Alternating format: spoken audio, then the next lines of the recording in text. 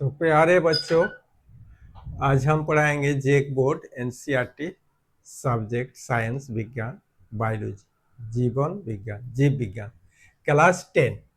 इसमें आपका आनुवांशिकी genetics.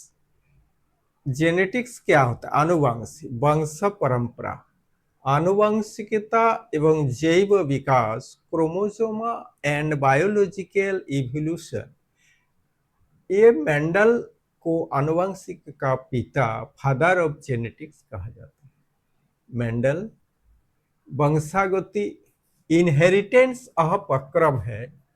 Inheritance आपका अपक्रम है जिससे जनकों के लक्षण माने माता पिता उनकी संतानों में पाए जाते हैं।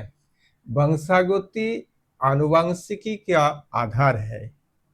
संतानों में कुछ लक्षण मां तथा कुछ लक्षण पिता से पाए जाते हैं, पिता जैसे होते हैं। डीएनए जैसे डीऑक्सीराइबो न्यूक्लिक एसिड एक अणु है और आरएनए क्या है? Ribosome nucleic acid. अब देखिए लिंग निर्धारण कैसे किया जाता है। Sex determination. सेक्स डिटर्मिनेशन करना, निर्धारण किसी शिशु के जन्म से पूर्व उसके लिंग निर्धारण करना, नर या मादा होने की भविष्यवाणी करना लिंग निर्धारण कहलाता है। लेकिन ये कानूनन अवैध है। जैसे आपका एक्स मेल का एक्स वाई का गुणसूत्र पाए जाते हैं। मेल में एक्स वाई युग्मक रहते हैं जबकि मादा में एक्स एक्स युग्मक रहते हैं, ये फीमेल में। तो जब महिलाओं में दोनों लिंग गुणसूत्र एक ही प्रकार के होते हैं, एक्स एक्स एक्स एक्स, और पुरुषों में दोनों लिंग गुणसूत्र लिंग भिन्न भिन्न होते हैं, एक्स वाई। क्या होते हैं? एक्स वाई पुरुष में। अब पुरुष में एक प्रकार के शुक्राणु में एक्स गुणसूत्र होते हैं तथा दूसरी प्रकार के शुक्राणु में वाई गुणसूत्र रखते हैं।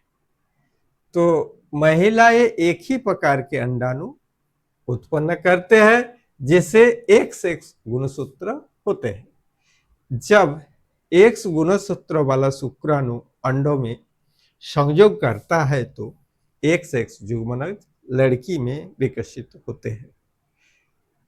जैसे मान लीजिए इसमें एक्स वाई है तो इसमें क्या आता, अगर एक्स चला गया तो एक्स एक्स क्या हुआ? मादा। इसमें फीमेल संतति पैदा होता है। और आपको यदि वाई इसमें चला गया तो क्या होगा? आपका एक्स वाई नर मेल माने लड़का पैदा होगा।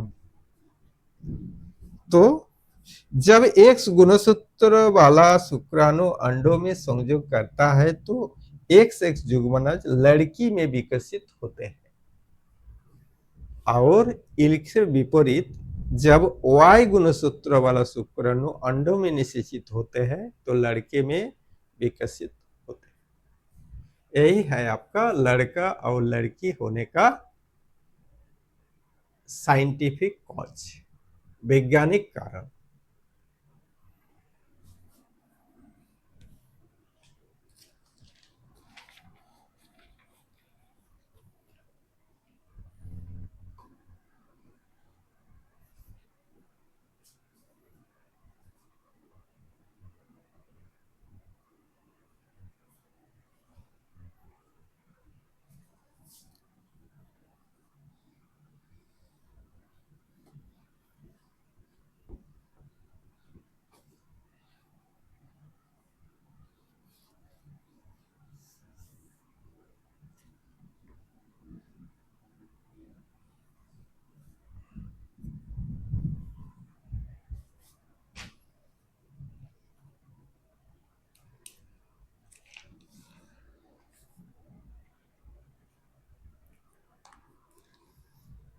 अब जानते हैं जीवन की उत्पत्ति।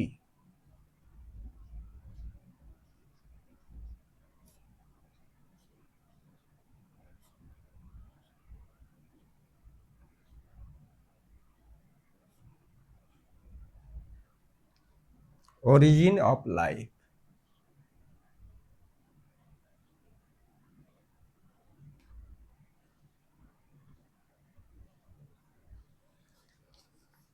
वैज्ञानिकों की परिकल्पना के अनुसार, वैज्ञानिकों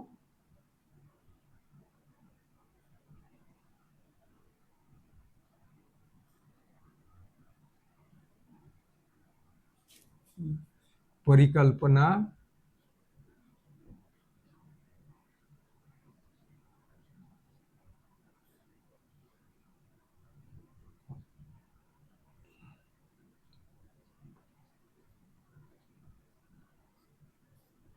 वैज्ञानिकों की परिकल्पना के अनुसार हमारा ब्रह्मांड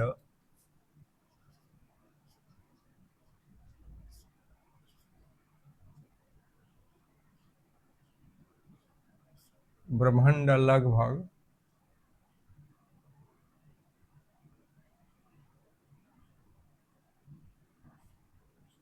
लगभग आपका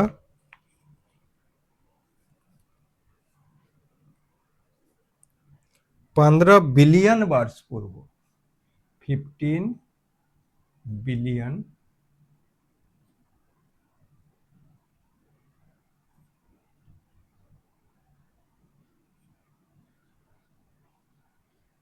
वर्ष पूर्व बना था।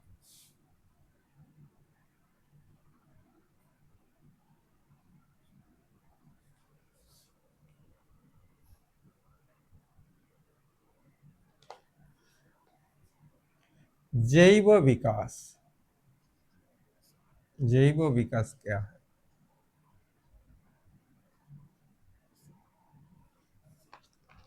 बायोलॉजिकल इवोल्यूशन,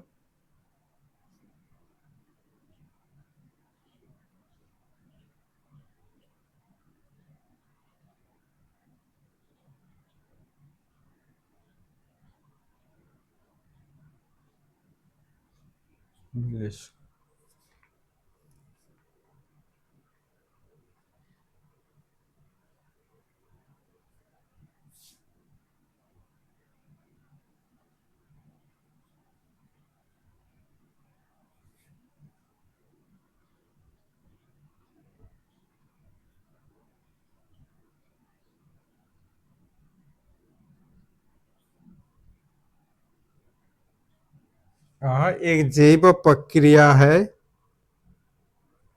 जो किसी एक व्यक्ति यानी व्यक्तिगत न होकर जीव के समूह में होता है, जो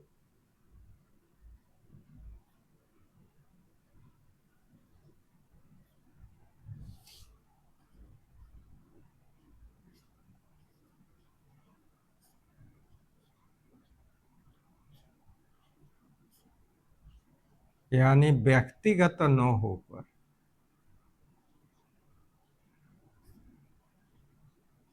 व्यक्तिगत न होकर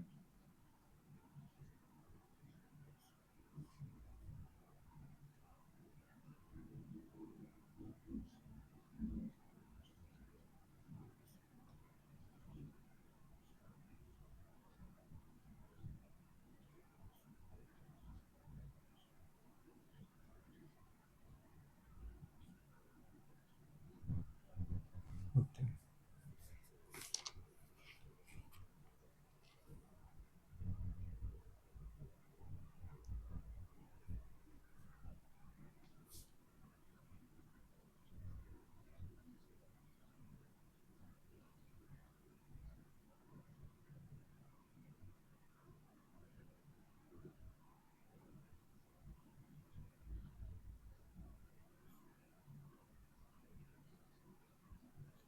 जनसंख्या का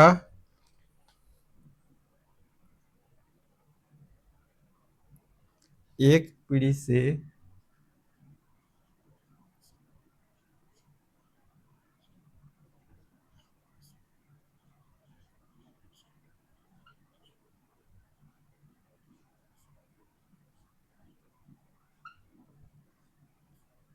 दूसरे पीढ़ी तक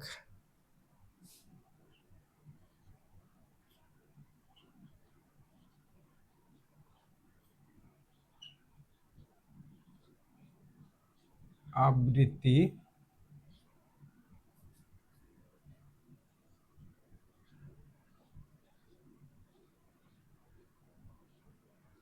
फ्रीक्वेंसी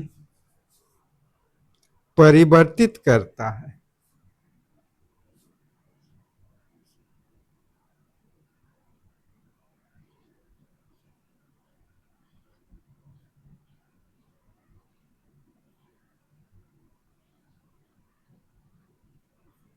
करता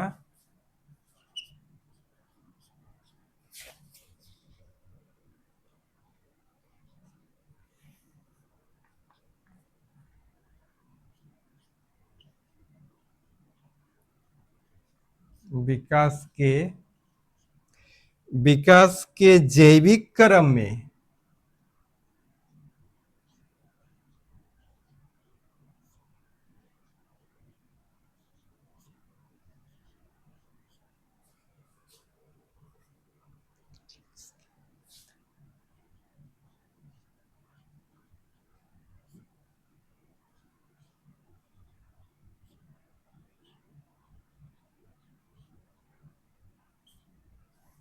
जीन्स की उत्पत्ति तथा जीवों में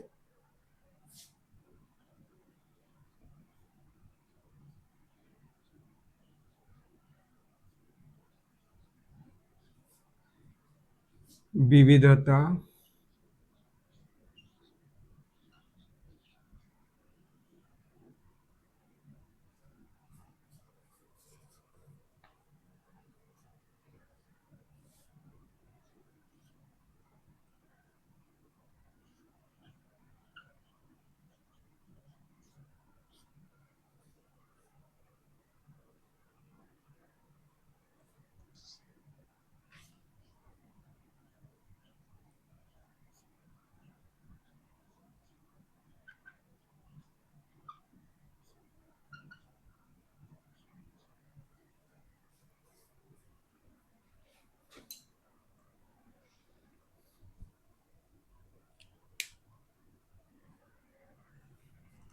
देखिए जीवन की उत्पत्ति ओरिजिन ऑफ लाइफ वैज्ञानिकों की परिकल्पना के अनुसार हमारा ब्रह्मांड लगभग 15 बिलियन वर्ष पूर्व होना था। तो पहले हमारा जो विशेषकर मनुष्य जाति था वो आपका पहले आपका चिंपांजी या बंदर इस सब के जैसे देखने में लगता था।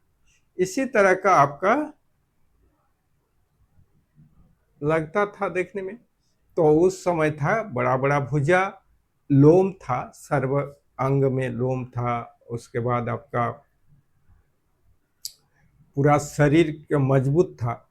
उस समय जितने भी समय बीतते गया मनुष्य का जो फिजिकल क्षमता है आपका शारीरिक वो घटते गया और मानसिक विकास बढ़ते गया। ये है आपका जीवन की उत्पत्ति का ओरिजिन से फर्क। तो जैव विकास बायोलॉजिकल इवोल्यूशन यह एक जैव प्रक्रिया है जो एक व्यक्ति यानी व्यक्तिगत न होकर सभी जीवों का हम लोग अध्ययन करते हैं, सभी जीवों को ध्यान देते हैं। क्या कि ये इकोसिस्टम है। हमारा जो पृथ्वी है ये क्या है, इकोसिस्टम। इकोसिस्टम क्यों कहा जाता है, क्योंकि आपका एक जीव दूसरे जीव से संबंध रखता है। हमारा जो प्रकृति ने इतने इतने जीव का सृष्टि किया है जीवन का, ये सबका मीनिंग है। ऐसे सृष्टि नहीं किया है, सब जीव के दूसरे जीव पर निर्भर है। जैसे पेड़ पौधा दूसरे जीव पर निर्भर है, उसी तरह एक जीव दूसरे जीव पर भी निर्भर है। तो ये कहते हैं इकोसिस्टम। तो जैव विकास तो व्यक्तिगत नहीं रहा, ये क्या है जीवों के समूह में होता है। जनसंख्या का एक पीढ़ी से दूसरे पीढ़ी तक अपनी आवृत्ति परिवर्तित करता है। विकास के जैविक क्रम में जीन्स की उत्पत्ति तथा जीवों में विविधता डाइवर्सिटी दोनों से होता है।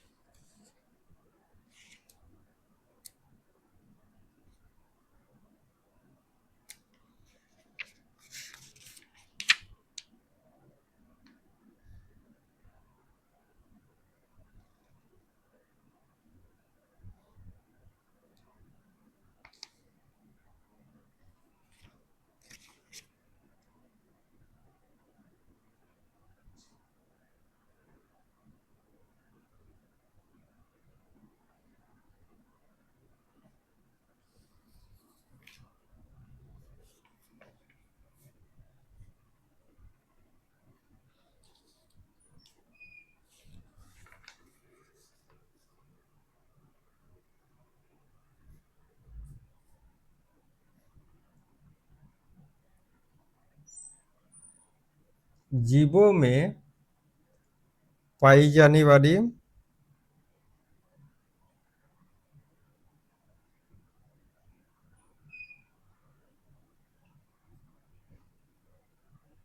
विभिन्नता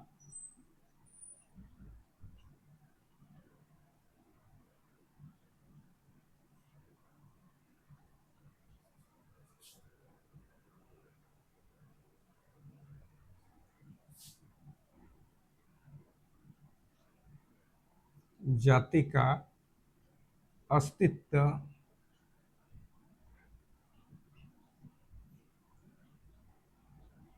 बना रहता है।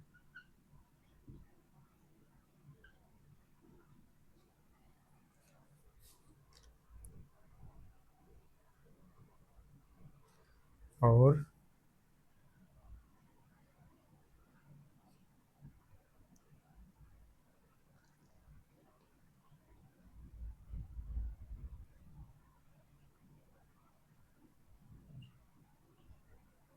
वायुमंडलीय परिस्थितियों में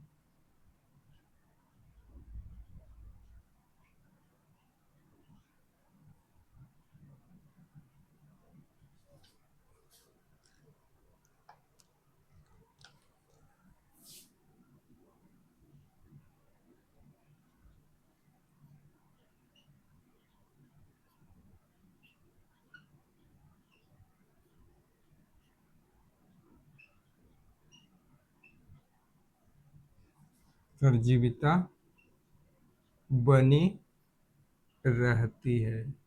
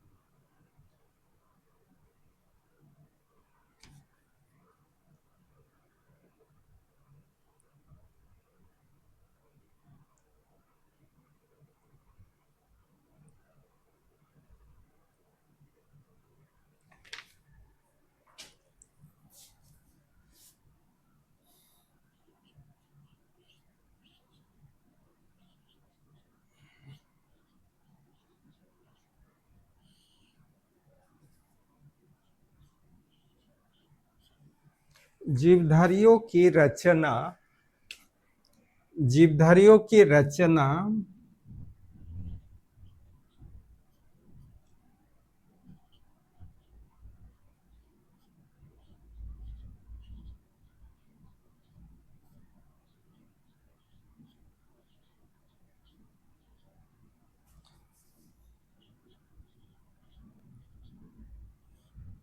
परिवर्तन लाखों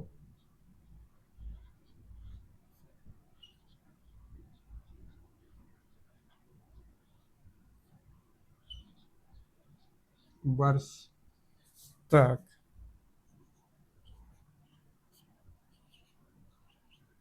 चलते रहता है।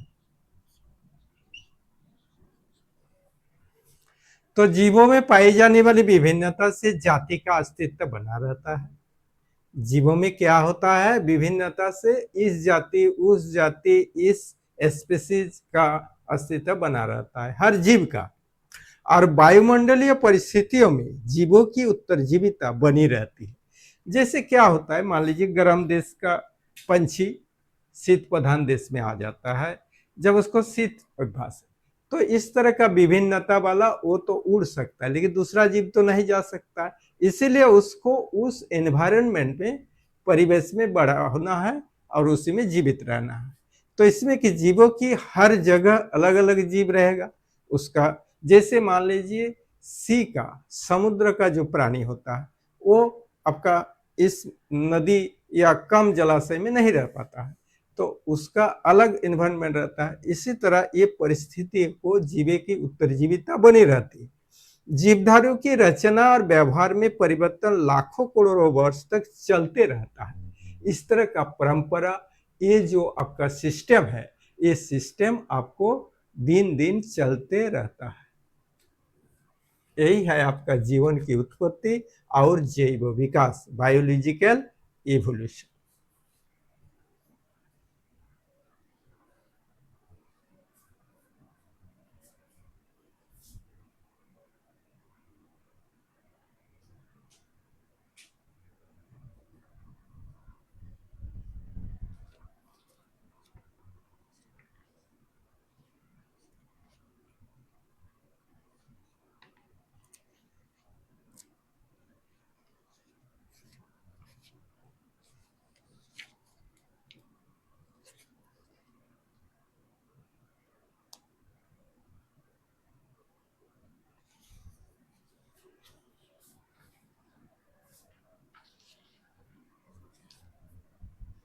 एक क्वेश्चन है जो इंपॉर्टेंट होता है, आपका उस पादप का नाम लिखिए जिस पर मेंडल ने प्रयोग किया था। ये है आपका मटर का पौधा। तो मटर का पौधा क्यों इसका यूज किया गया? क्योंकि मटर आसानी से हर जगह पैदा भी किया जा सकता है और ये आनुवंशिक के लिए सबसे अच्छा माना गया है।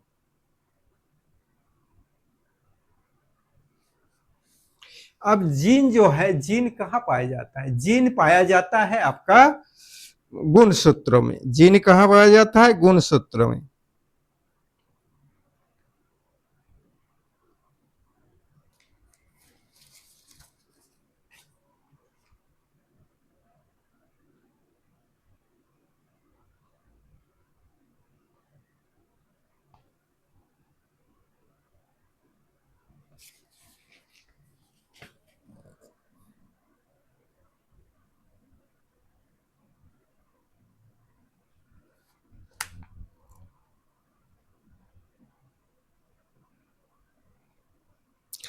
कौन सा कारक है जो आपका वंशागत लक्षणों को नियंत्रण करता है? ये जीन है। डीएनए का पूर्ण नाम हम लिख दिए हैं। गुणसूत्र के कौन सा घटक है? क्रोमोटिड और सेंटेगियर। मनुष्य में गुणसूत्रों की कितनी संख्या होती है? 23 जोड़ी। मनुष्य में गुणसूत्रों की कितनी संख्या होती है? 23 जोड़ी।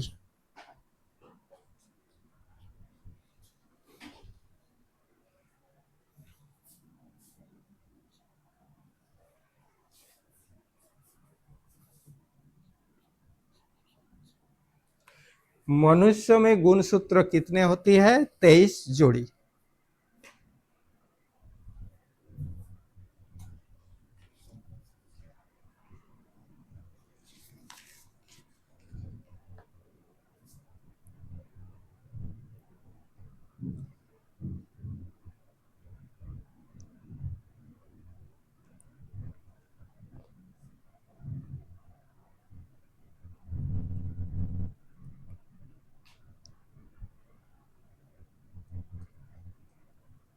किसी बालक के देखिएगा 5 अंगुली के जगह 6 अंगुली होता है।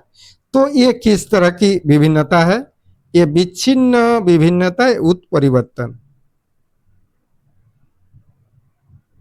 आरएनए हम फुल नाम लिख दिए हैं का संश्लेषण किस केंद्रीय प्रोटीन द्वारा होते हैं? Deoxy rhizome. किस वैज्ञानिक को आनुवंशिक का पिता कहा जाता है? ये भी लिख दिए, गिरगर जॉन मेंडल को। गिरगर जॉन मेंडल को।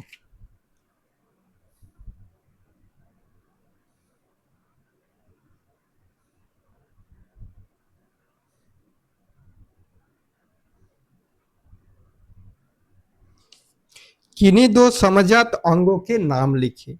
यह गया मेढक के अग्रपाद और पक्षी के डैने।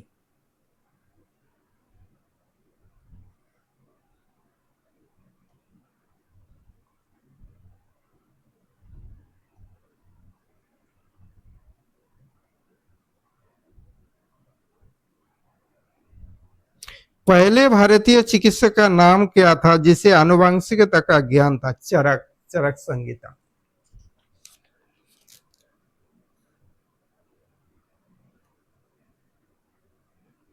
प्रथम पीढ़ी में अस्तित्व में रहने वाले लक्षणों से क्या करते? प्रभावी लक्षण।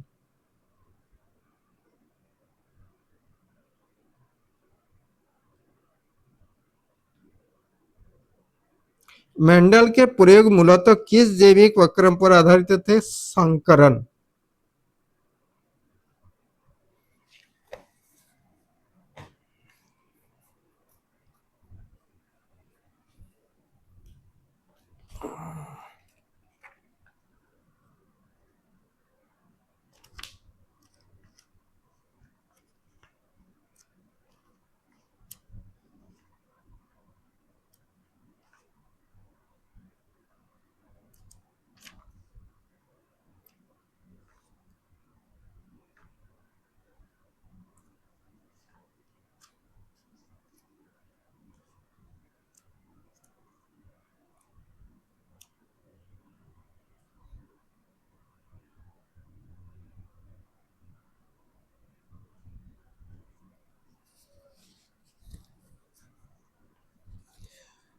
कौन से कारक कौन से कारक किसी समष्टि के आकार का निर्धारण करते? जन्म दर, मृत्यु दर, स्वास्थ्य सेवाओं में वृद्धि।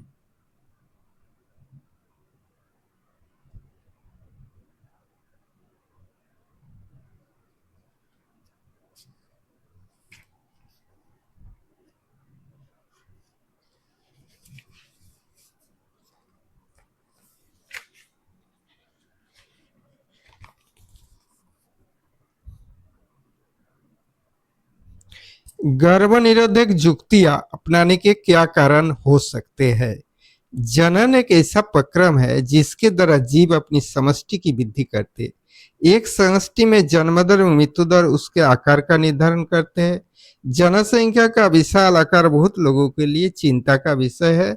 इसका मुख्य कारण यह है कि बढ़ती हुई जनसंख्या के कारण प्रत्येक व्यक्ति के जीवन स्तर में सुधार लाना आसान कार्य नहीं है। अतः जनसंख्या की बढ़ती हुई संख्या पर नियंत्रण रखना जरूरी है, इसलिए गर्भ निरोधक युक्तियां अपनाई जाती है।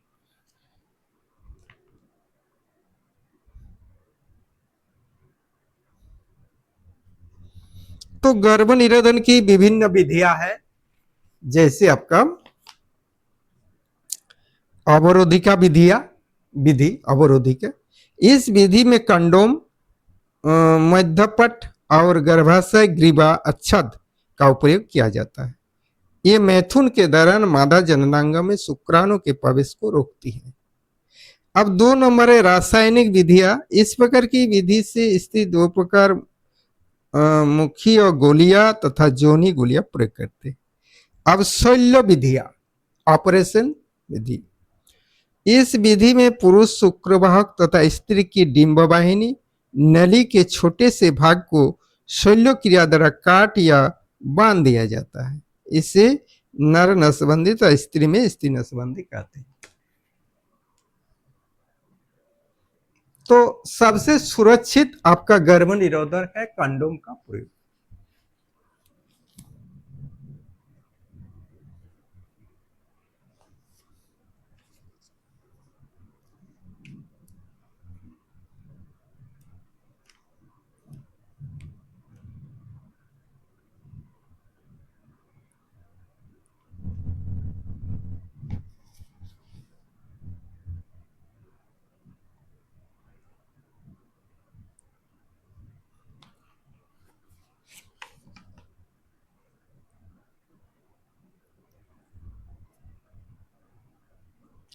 डार्विन के विकास का सिद्धांत तो व्याख्या करें। Charles Darwin. जैव विकास के संबंध में चार्ल्स डार्विन का मत यह था कि जैव विकास की प्रक्रिया प्राकृतिक लक्षण के आधार पर होती है, जिससे मुख्य निम्नलिखित है। जीवों में संतानोत्पत्ति की प्रचुर क्षमता, जीवन संघर्ष, प्राकृतिक चरण, योग्यतम की उत्तरजीविता, वातावरण की प्रति अनुकूलन, नई जातियों की उत्पत्ति। डार्विन ने बताया कि सभी जीवों में जनन की प्रचुर क्षमता होती है, परंतु जीवों की संख्या सीमित रहती है। इसका कारण है उसमें जीवन संघर्ष। यह संघर्ष वातावरणीय अथवा अंतर जातीय होती है। जीवों में लाभदायक विभिन्नताएं वंशागत होती है। योग्यतम लक्षणों वाले जीव स्वस्थ संतान उत्पन्न करके वंश चलाते हैं। प्रकृति योग्यतम जीवों का चयन करती है।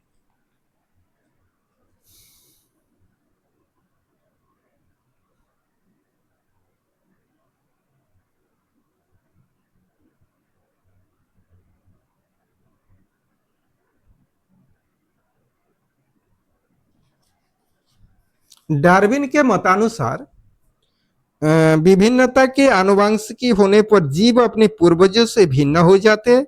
धीरे धीरे कई पीढ़ियों में लक्षण इतने बदल जाते हैं कि उत्पन्न होने वाले जीव अपने पूर्वजों से पूर्णतः भिन्न हो जाते हैं। इसे ही नई जाति की उत्पत्ति कहा गया है।